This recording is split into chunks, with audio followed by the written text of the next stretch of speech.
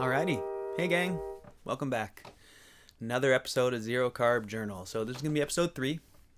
And I have been wanting to get this out for a long time, and I don't really know how to do it still after a year thinking about it. So, little caveat here. This is going to be long, long and rambling. So I'm just going to talk and try and tell you my story of becoming sick and sicker and how I found zero carb and how I came to zero carb, I guess, rather. And try and just convey to you a little bit about my journey and hopefully give you some understanding of why I'm here where I am and why I believe what I do. And really my biggest hope is that someone out there will find some support and help from this in the time when they're searching, because boy was I terrified and unable to find information when I was really scared. So I'll just dive in.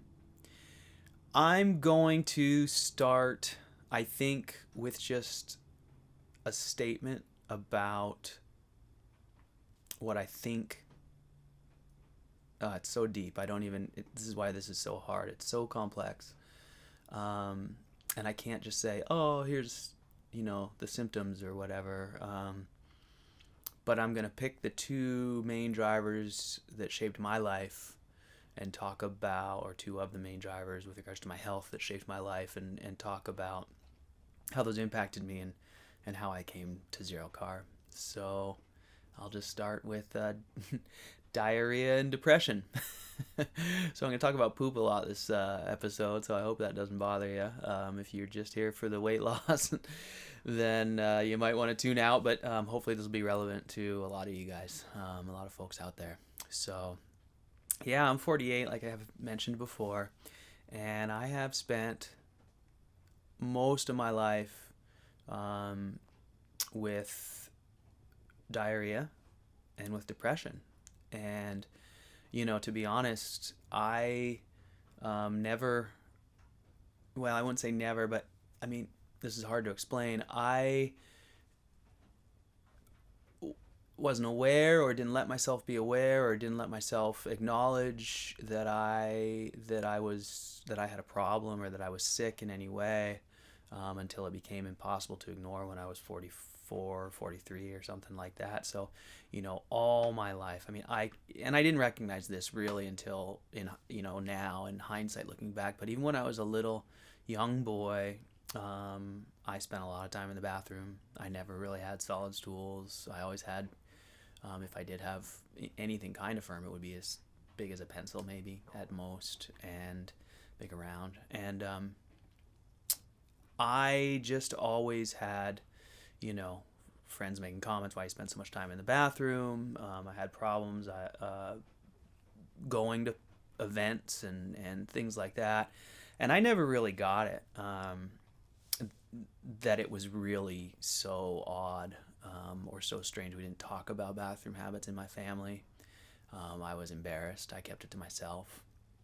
And so I lived most of my life like that. By the time I was 16 or 17, I was drinking a lot of coffee, and 18 and 19 going to college and drinking beer.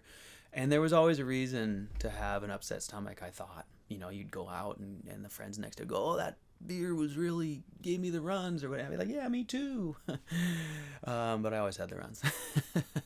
So, even when I was 20 with my first job in Seattle trying to commute, I remember being in incredible pain, trying because of urgency and trying to hold, my diarrhea in the 20 minutes it took to get to work in the morning, and it was impossible. And I really feel like this has shaped my life. I never have been able to commit to a normal job or a relationship, to be honest. I have gone up and down in my moods, I think, because of that diarrhea and inflammation that was rampant through my body. And I'll get to the depression part, but I would just push people away and pull them in and be nice, and then need to hide in my cave, my diarrhea cave, my depression cave. And so I just kept pushing people away. And as I got older and And as I became aware that I was ill and started looking at reasons, I realized these are common patterns for people with autoimmune diseases. But I didn't realize that. And another thing is I never have felt like, and some of you who are my generation will understand this, and others will think I'm irresponsible, but I've never felt like I've had access to health care. I was 18, 19, 20 with a job with health care. Fortunately, I did my major knee blowing out then and got coverage. But since then, I turned into an independent sales rep when I was 21 and went out on my own. And so I was responsible for my own insurance. And my father was an insurance agent. He was adamant that I stay insured. And so I did for as long as I could. But my work was seasonal, and I moved state to state. I would be in Colorado in the winters and Hawaii in the summers or something like that. And there came a time when it literally was impossible to get insurance. Not just I couldn't handle the upkeep, but according to my dad, the regulations in some states meant I couldn't get it in the other state, and I didn't have a permanent address, and I just gave up. I didn't care. I was a healthy athlete, I thought. So I never really felt like I had access to medical care. So I did, I had those concerns or questions. I didn't act on them. I did go to the clinics when I would have a broken arm or something like that, but I wasn't able to get regular care, checkups, never had anyone to talk to about it. So I just went on with my life with diarrhea for 40 some years. Now, again, along with that, all my life I suffered from really deep depression. I've always been someone who I think people consider upbeat and jovial, and I try and be outgoing, and I made my living for a long time as everyone's best buddy as a sales rep. But boy, I would get out of those events or situations where there's a lot of people, and I would just need to go hide and decompress, and I would get so low. And my journals from when I was 20 all the way through just show deep depression. When I was 16, I did a little stint with a therapist, but I was closed off. I wasn't open to it. And but at any rate, it's been something that I've identified in myself since forever. And by the time I was in my mid-20s, I was, 100% sure I was, I was aware. I knew that I had a problem. I knew it was depression. And it was mostly seasonal. It seems like it would come in the winter and go in the summer. And so I had that chasing me around my whole life as well.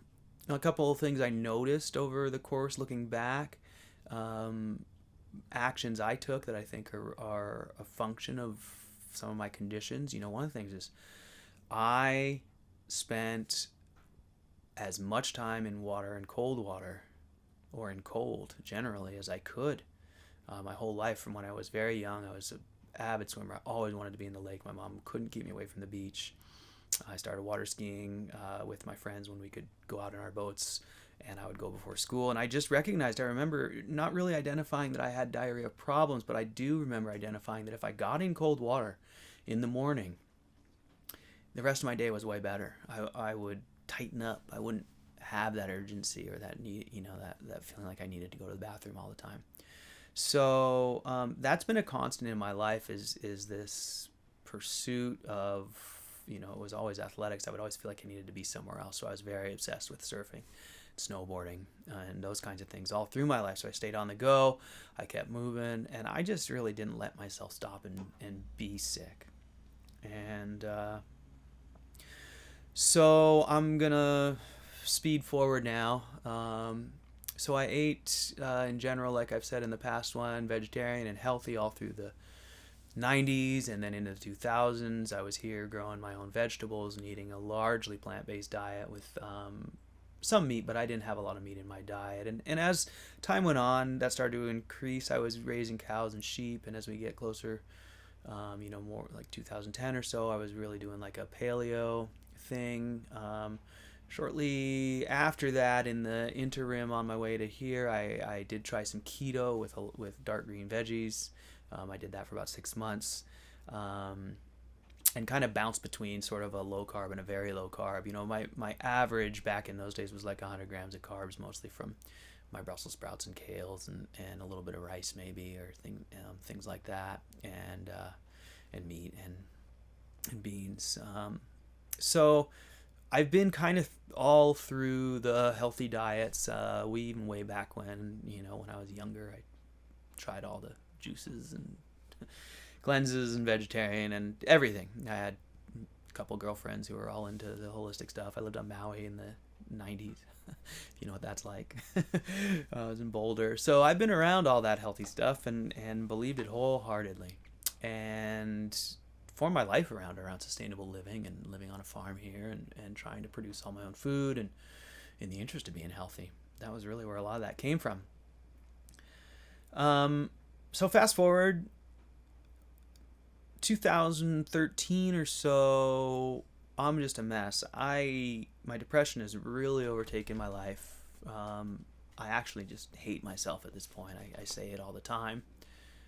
Sad, I know. But I really don't care for myself. I've had my heart broken badly 10 years prior, and I never really got out of that. And I think that was probably a big part of my spiral, fed my gut dysbiosis or whatever it is, and my inflammation cycles. I did drink quite a bit of beer in those days, and I'm sure that didn't help. And anyways, on up to 2013, I get there, and boy, I realize I just really don't care for who I am, and I recognize that I'm depressed, and I recognize that I'm not changing, I'm not going anywhere good. So I start making some changes, and I do what most people do. I start jumping around. I get on a workout program, and I haven't really done much with my diet at this point because I've always been health conscious. I think I'm eating healthy. I'm eating mostly kale and all the stuff from my garden, tons of carrots. I'm canning so much, and it's I have a greenhouse full of tomatoes and peppers. I'm making chili verde and canning, and I'm just into the whole thing, and I'm thinking I'm eating really healthy. So I start jumping around, and I start trying to lose my sort of middle-aged gut. Now, I wasn't terribly overweight. I've always been an athlete, but I was definitely getting abdominal adiposity, and I couldn't seem to fend it off. It's like any fat that I got just went right to my gut, and I couldn't seem to get any stronger or bigger. I just was kind of stuck. So I start jumping around, and I start trying to make some moves to being more positive. And I do that, and it's pretty successful. I go for probably about a year, and I'm starting to count calories now. And I count my calories, and I'm tweaking my diet, and I'm learning, I think, how to eat. And I remember being really frustrated, being like, how did I never know how to eat? Look at my diet, I'm telling myself. I'm like, look at all these empty carbs, and I'm sort of just dabbling, getting on the fringe of the whole thing about really understanding what I'm putting in my body and what's going on with me. So counting calories. And this is when I start to become aware that there's a problem. And so this is 2014 now, and I'm counting calories and exercising for most of this year, pretty much the whole year, and I'm really meticulous, and I'm really working hard, and I'm really hard on myself, too hard. I think I also made myself sick here with calorie restriction and all that, but I'm chasing my weight down. I'm trying to get rid of my middle-aged fat. I'm trying to get rid of the body I don't like. At that point, I hadn't found resistance training. I didn't know about it very much. I was pretty clueless, and so I'm not really getting the whole, I need to build muscle to get there, but I'm still trying to lose the fat. And I keep having this little spare tire around my belly, no matter how low in weight I go and how low my calories are, and I keep pushing and pushing. And I start to recognize a pattern, and that is that my weight will bounce, and it'll bounce up significantly over a few days, and I'll just feel like a truck hit me. And I'm starting to really struggle. Things are kind of failing overall. My mood is terrible. And I remember talking to a friend's dad saying, boy, I'm having a really hard time. He's going, just go easy on yourself. You're being so hard on yourself. And I'm frustrated because I can't reconcile like how hard I'm working with my lack of results and how I'm feeling. And so I start to think, well, I just got to try something else. So in August of that year, 2014, I believe, if I got my dates right, it might be 2015. But anyway, I drop gluten thinking, well, whatever, I'll just see how that goes. And I drop it. And I have a good couple months, and my weight just falls off, and I'm feeling fit, and I'm like, God, that's pretty cool. I feel better. Boy, dropping the gluten really helped. And I'm eating still quite a bit of grains and oats and rice and things like that, but just no wheat. And so, and then I go away and I come back and I'm going to have a pizza just to see. And I put in 2 tablespoons of my own flour, and that's all the wheat that was in there. And I didn't feel terrible after eating it. But 4 days later, I have like a 10-pound spike in my weight. My calories are even. And again, I feel like a truck hit me. My joints are just a wreck. And I didn't mention this, but all my life, especially as I got older, I was doing physical labor with my hands, and my joints were becoming really bad. I would comment to friends at work, do you go home and just cry because your hands hurt so bad? I mean, I really meant that, and I was unable to squeeze my tools much more. I was having to limit my work because of joint pain and all those things. So when I do this weed experiment in August or September of 2014 or whatever it was, I noticed this bloating, and one of the first things I noticed is that I feel like I got hit by a truck. I just can barely move, and it's like 4 days later. So I don't really make the connection right away on that episode. But someone says to me, they go, pay attention. And so at this point, I'm tracking weight with trend weight and a digital scale, and I'm tracking my calories. And so I go another month, and I do it again with a little bit of wheat, and again I have a huge weight surge and this awful feeling, and I'm starting to kind of be like, wow, I'm a celiac, I'm pretty sure. And then it's Thanksgiving, and I go visit my family, and I have some bites of this and that, and they're contaminated. I tell them I'm not really worried about gluten, I'm just experimenting, which I was at that time. And sure enough, I come home and my weight goes up 10 pounds and I feel awful. And then it's Christmas and the same thing happens, and I say, okay, I'm celiac. And I'm having a real hard time at this point because I am looking back at my whole life, and I'm grieving for all the times I pooped my pants when I was about to have an awesome time or whatever it might have been. I mean, I have a long history, and I can go on and on, but a lot of horrible stories regarding my guts. So I'm upset.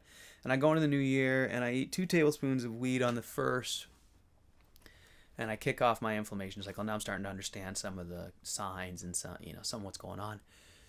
My weight starts to go up. I'm like, okay, that's good. I'm off of that, but I can't get out of the cycle.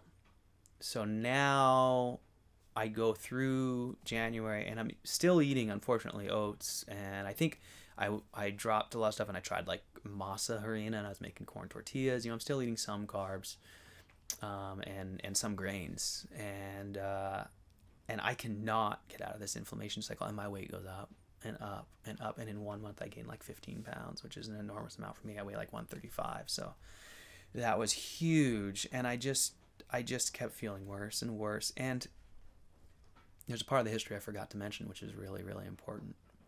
I said depression and diarrhea. Well, there's another one that's been a part of my life again since I was little, and it's syncope, which is fainting or losing consciousness. And again, these are all hindsight. I'm learning these words now in my 40s. I had to learn ulcerative colitis and Crohn's and syncope and all those things from Googling in fear.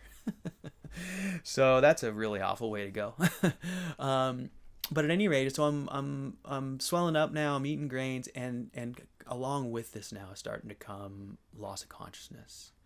And you guys have probably heard of that one thing that everyone loves to make fun of, which is defecation syncope, which is when you lose consciousness from pooping.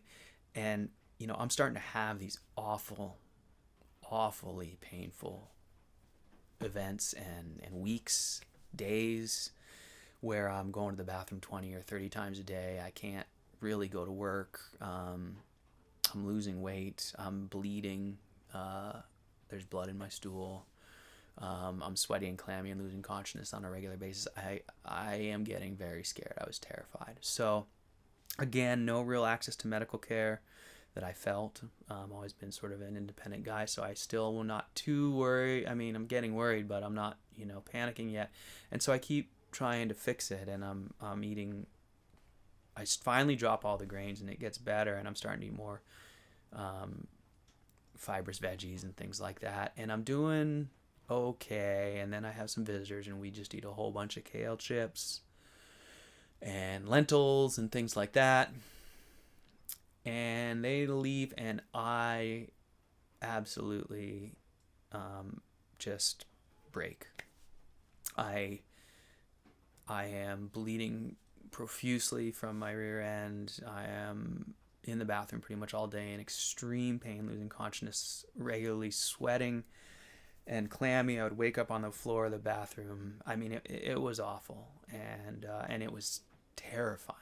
And this is when I'm Googling ulcerative colitis and Crohn's and all those things. And I still think that that's probably the category I fall under, but I've never been able to get a diagnosis, so I'll talk more about that. But anyway, I'm terrified. So I Googled those things, and I'm starting to search for, what am I going to do next?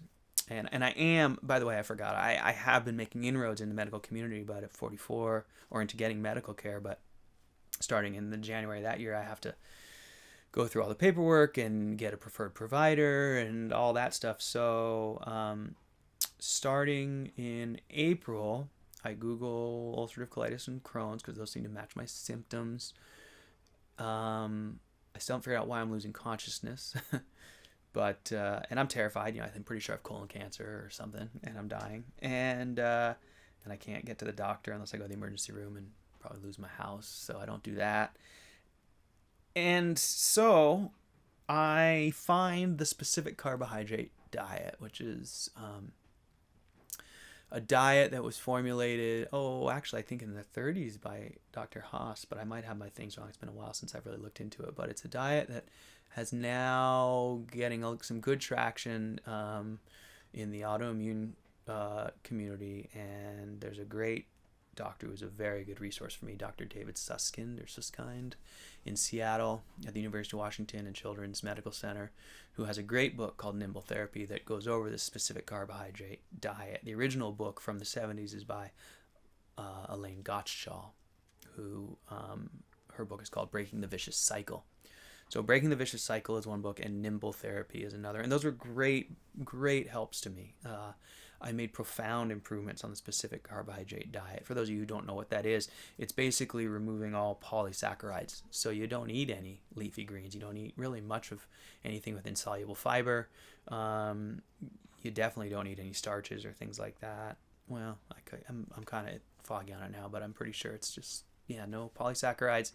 So some fruit. So I was eating fruit and meat and yogurt at that point. And like I said, I made profound improvements. So I go through the summer and I get my preferred provider, and I go in for my first appointment in September. And he's a great doctor. I'm so thankful to have met him, but he's as confused as I am, and my symptoms are all over the road. Now at this point, I start to become aware that I have metabolic syndrome. He doesn't tell me this. I'm just starting to do my research, and he's giving me some data. He gives me my blood pressure, which I had never bothered to check, and it's sky high. I think it was 150 over 90, or however you say that. And my blood sugar is fasting at 110 or something like that. So there's two of the metabolic syndrome markers. I've got abdominal adiposity, not bad, but it's just, it keeps trying to stick there. And I'm going to forget the other markers now, but at any rate, I'm starting to deteriorate, kind of in all categories. So I was getting a little better with this specific carbohydrate diet. But I think that the fructose wasn't doing me any good, and I'm just sort of maintaining. I'm barely kind of hanging on. I had stopped working. I had started building this little cabin so I could rent out my house and hopefully not lose my property. It was a really hard time. I was really, really, really scared, and so I went through the rest of that year. My doctor was worried about me. I saw him every month. We kept doing blood tests. We kept talking. And we get through the year. Now, all this time, I'm trying to get a scope. I'm trying to get to a gastroenterologist to hopefully get some real help. I live in a small town, so there isn't a lot of options, and I can only work through my network. So I'm waiting for my provider to get me to a guy. So he's motivated, my doctor. He's great. So he sends me to a GI in December for a preliminary appointment to see if I want a scope. And I get to this guy, and it was awful. It was one of the worst days of my life. I mean, he just was one of those old stuck in the mud, the old ways kind of guys. And he just basically wanted to blow me off. He wanted to listen to my symptoms that day, hear what I was feeling that day. I was telling him I was, on the floor unconscious with blood coming out of my butt for months, and I've got my diet together under the direction of Dr. David Susskind's book from the University of Washington and Children's Medical. And he just flat out said, well, diet can't affect anything that would be a disease, so you probably just had a food allergy or something. And he just wasn't interested in helping me. So, I was crushed. I came home and just bawled for a few weeks. And then I got back on my horse and I said, screw that guy. I know more than he does. I've read a lot more than he has on recent things, and I'm going to trust Dr. David Susskind that diet can affect these things. And I'm going to work under the assumption that I have some kind of autoimmune problem, because I haven't had enough food allergy since I was 6, losing consciousness and pooping my pants, and so many stories. So to heck with that guy. So I go back to my great doctor and I say, man, I fired that guy. He's a kook. My doctor was awesome. He went right about getting me on a new recommendation for a new doctor. But at any rate, it's going to be a while before I get a scope. So I go through January, and again, my weight is kind of going up. I can tell I'm inflamed. I'm having issues. I'm losing consciousness. I have diarrhea. And it gets really bad around the end of January, and I have a real bad event where I come down in the middle of the night with terrible pain, terrible diarrhea like I normally do, and I lose consciousness, and I wake up and my face is bloody and I'm a mess, and it's freezing outside, and I got no water, and I'm just done. I'm devastated. I have no idea, what's next at that point. So, I was scared, you guys. It's a weird story. I wasn't ever really overweight. I've heard people say the lucky ones get overweight, the lucky people with metabolic syndrome or these kinds of issues, because it gives you an external sign. I don't know if that's true. I know it takes a lot of people a long time to become aware of the fact that it's not their fault, that there's something metabolically wrong, and they can change some habits and fix it. They're not horrible gluttons or whatever it is. Gosh, I feel so bad for those people, and so I feel awful about how I used to think about that still. I know it's so common to think, oh, it's someone's fault or whatever, but we're sick and you can't help it. And that goes for any of you who are overweight by a long ways too and been working against it. It's not your fault. So yeah, I'm realizing I'm really sick and I'm really scared. So come the end of January, I'm having dialogue regarding biome and stuff like that on Reddit, and I run into Ellen Arena, who makes a comment about perspective, and I mentioned this before, and I went, gosh, yeah, I just can't see what it's like up there around that corner. So the only way is to go and find out for yourself. And I had pretty much tried everything at this point. I'm heading for Humira as far as I'm concerned. I'm going to be on steroids and probably get a bag before another decade goes by, and that's the future I see for myself, the way I'm feeling. So I say, what the heck? So I dive in and I start zero carb in February of last year, 11 months ago, the 1st of February, 7th, I think it was. And instantly I'm starting to feel better. My inflammation symptoms go away immediately, and I'd like to talk about that because I kind of brushed over them, but there was a whole host of things that I was plagued by that were making my life miserable, that I had no idea were all part and parcel of this web of inflammation and chronic illness that I was caught in. And I talk about depression and diarrhea. Those were my partners my whole life, but there was others. Night sweats were something I always struggled with. I would wake up just bathed in sweat, and it was terrible. I would wake up with puffy lips on my face, just a huge, like, of hot dog sticking out of the front of my face for no apparent reason. The joint pain, I talked about that. That was terrible. My mood was very unstable. I would go high and low regularly. I was depressed. I had terrible acne my whole life. Adult acne. I still have big scars all through here. My body, my back, and my rear were always covered. And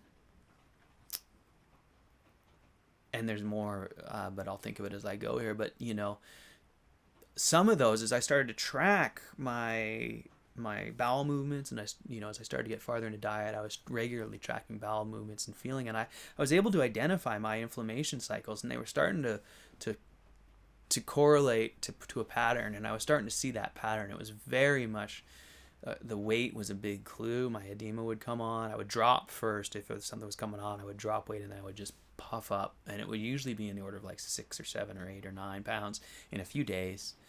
And that would come with bad diarrhea and urgency and needing to go often.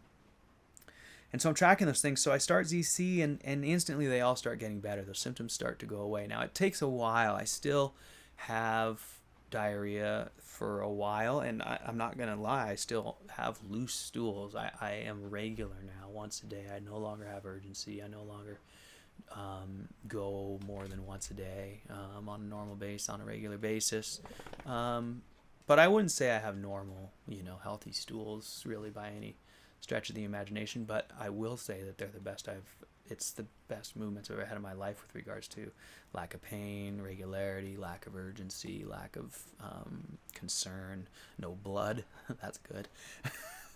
No mucus. That's one I forgot. I used to always have the mucus, and I talked to other folks who were doing low food map and all those diets, and we would compare notes, and I wasn't really aware of the mucus until I got a little deeper into this thing, and I was like, that's what that is. I would always have that leaking out of my rear. Sorry.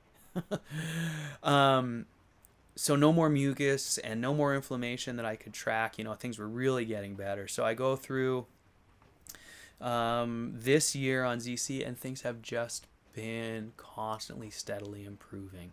Now, one of the biggest identifiers for me there was, I've been working out now for 2.5 years with regards to strength training, and I've been always a little person, and I weigh about 135 pounds now. I've been trying to gain weight and gain muscle. Now, before I found this way of eating, and when I was just sort of learning that I was sick, I did all the normal things. I ate paleo, I tried protein powders and shakes, I did all of those things, and what would happen was if I was hypocaloric, if I was eating at a caloric deficit, I would be generally okay. But as soon as I tried to up those calories, even by 100 or 200 calories, a little bit over the line, I would just put on weight at a phenomenal rate, and it was the edema and the inflammation coming on. I didn't understand that at the time, but I would put on weight at a phenomenal rate, and it would all be around my midsection, and I couldn't gain any muscle. So in the last year, my progress with my weight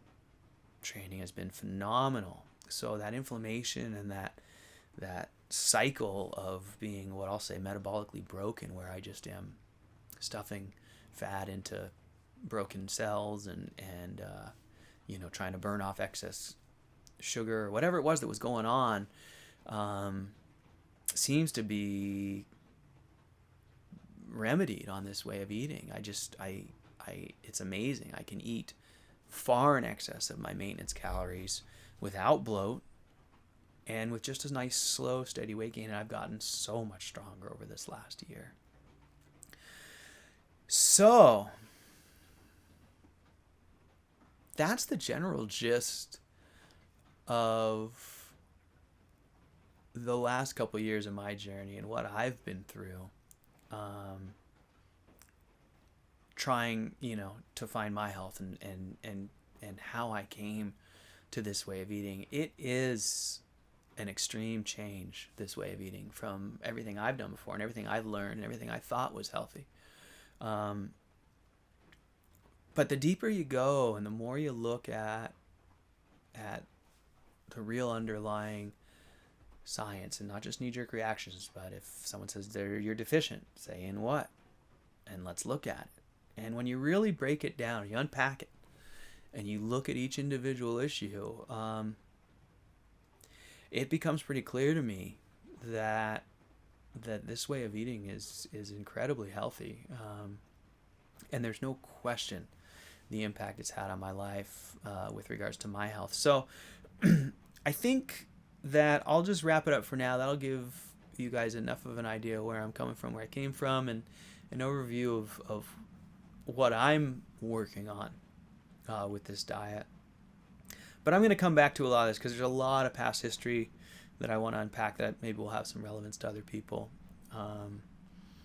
And more than anything, I just want to say that if you're struggling with GI issues, if you have bloody stools, if you have IBS or IBD or an autoimmune condition of any type, rheumatoid arthritis, and in particular if you suffer from depression. And listen, I know that there's reasons you could be depressed. Your thyroid might not be acting right, there's other reasons. But don't let that stop you from trying to seek your own health by trying something different. So, it's easy to say, oh, well, here's the reason why I feel like that, so there's no point in trying. There is a point in trying, because you don't know how it will affect you until you try. And there's no harm in trying this for 30 days. This is one of the biggest takeaways that I really want to give people is you won't hurt yourself in 30 days of eating meat only. And you'll learn an enormous amount. If it doesn't work for you, you will learn so much. But more than anything, like I've said before, it's just the ultimate elimination diet. The Whole30 is nothing compared to just meat and water. You go beef and water for 30 days, you have 0 other variables. You can bring in anything else you want at the end of that, and you will have a really good blank slate from which to start to evaluate how those make you feel. And maybe the things you think make you feel better do make you feel better. And wouldn't that be great to know that for sure? So anyone with Crohn's or ulcerative colitis or any autoimmune, I strongly encourage you, please try it. Try it for yourself. I firmly believe I would still be, if not bleeding and on the floor unconscious, I'd be on steroids or some type of biologic. And we know that those aren't curing it. They're just, I know I'm not cured, but they're just muting the symptoms. You're still getting sick and sicker. So I did finally get my scope. That's what I didn't get to say. I did finally get my scope. It came a year after I changed to the specific carbohydrate diet and started to not have bloody stools any longer. And it came 4 months after I started ZC, zero carb. So I was well by the time I got my scope. I felt well. I had no more symptoms. I was regular. So my scope came out perfectly clear. If it's remission, it's remission. If I was healthy, I was healthy. I wasn't healthy, but whatever it is, it is. So since then, I've seen my doctor many times, had a lot of blood work. I've asked him what he thinks.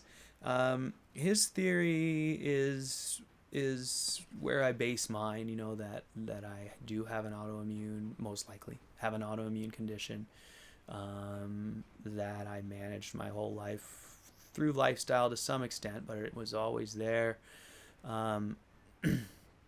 And as it became bad enough to be a showstopper, and really, put the skids on my life, I made these drastic changes in my diet, and they've changed my symptoms such that there's no hope of getting any kind of diagnosis now, and I couldn't be more happy with that. So my dad says, God, don't you want a diagnosis? Don't you want to know? Drive me crazy. And all I can say to that is, you can't get a diagnosis unless you go back to being sick. And I can go back to being sick in a heartbeat. Give me a piece of bread. I need some broccoli or something. And but I don't see the point. The only thing a diagnosis offers is pharma that doesn't work, in my opinion. So I realize I'm really fortunate.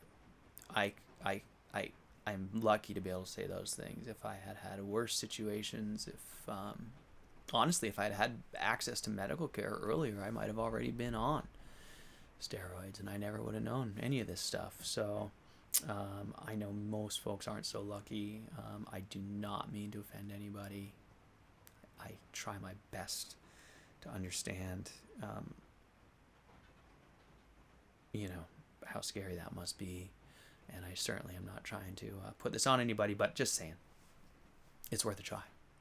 And anyways, I've rambled long enough, so I'm going to stop there, and we'll come back, and I'll keep these coming. I'm enjoying the casual aspect. I'm enjoying interacting with all of you. Thank you guys so much for your support and for listening and watching. And I really hope that somewhere out there someone finds this very useful in a time when they need it, because I know how scary that is and how alone you can feel out there, and everyone's telling you diet does nothing, won't help, eat more fruits and vegetables. All I can tell you is try everything and try it for yourself. So try the fruits and vegetables and then try zero carb. But somewhere out there, I think there's relief for all of us. So hopefully this helps somebody. So, okay, that's enough for now. Thanks for watching, you guys. Have a great day. See you next time.